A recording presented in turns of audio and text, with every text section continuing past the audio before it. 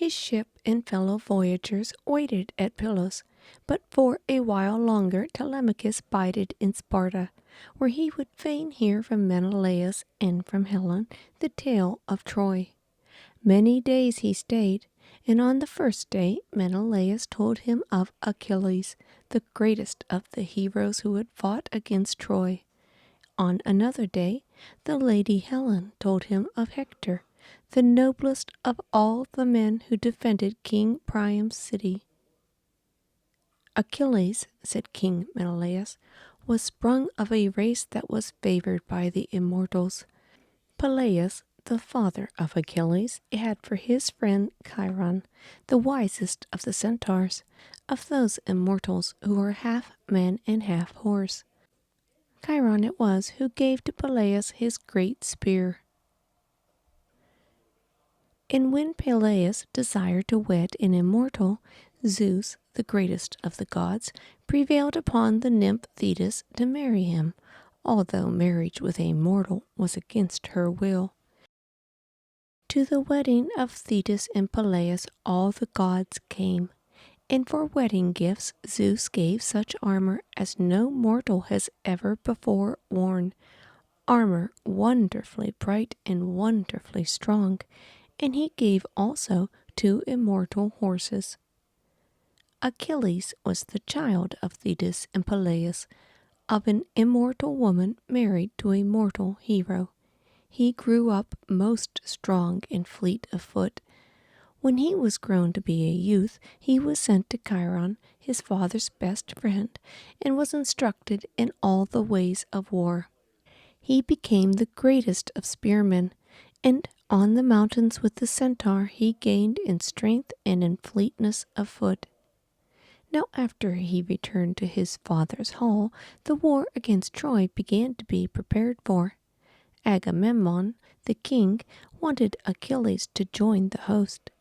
But Thetis, knowing that great disasters would befall those who went to that war, feared for Achilles.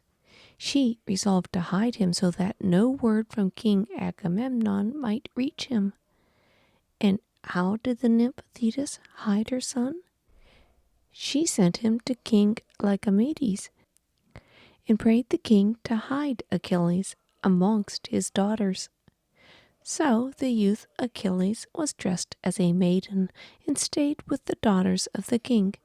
The messengers of Agamemnon searched everywhere for him. Many of them came to the court of King Lycomedes, but not finding one like Achilles amongst the king's sons, they went away. Odysseus, by Agamemnon's order, came to seek Achilles. He knew that the youth was not amongst the king's sons. He saw the king's daughters in their father's orchard, but could not tell if Achilles was amongst them, for they were all veiled and dressed alike. Then Odysseus went away, and returned as a peddler, carrying in his pack such things as maiden admire, veils and ornaments and brazen mirrors.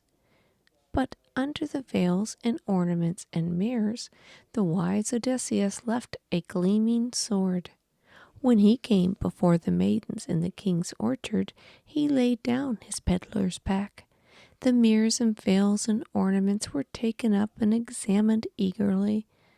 But one of the company took up the gleaming sword and looked at it with flashing eyes. Odysseus knew that this was Achilles, King Peleus' son. He gave the youth the summons of King Agamemnon, bidding him join the war that the kings and princes of Greece were about to wage against Troy. And Achilles was glad to get the summons and glad to go. He returned to Phthia, to his father's citadel. There did he make ready to go to Aulis, where the ships were being gathered. He took with him his father's famous warriors, the Myrmidons, who were never beaten in battle.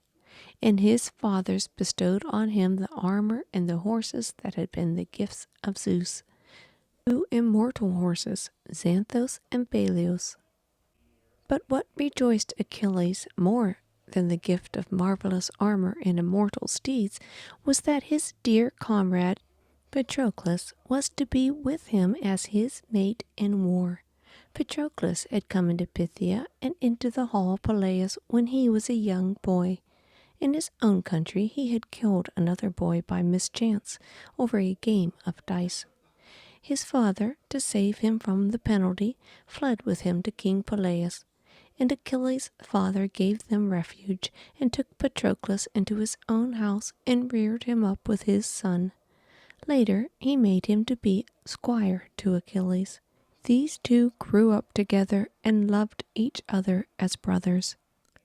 Achilles bade goodbye to Phthia, to his hero father and his immortal mother, and he and Patroclus with the Myrmidons went over the sea to Aulis and joined the host of the kings and princes who had taken a vow not to refrain from war until they had taken King Priam's famous city.